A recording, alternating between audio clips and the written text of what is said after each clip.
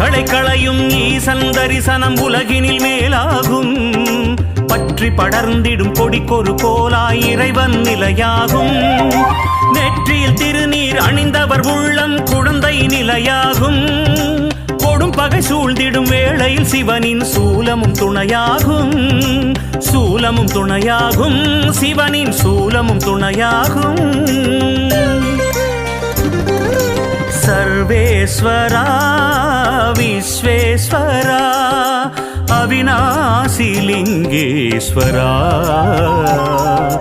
திருமூர்த்தி மலை வாழும் லிங்கேஸ்வரா, அமன லிங்கேஸ்வரா.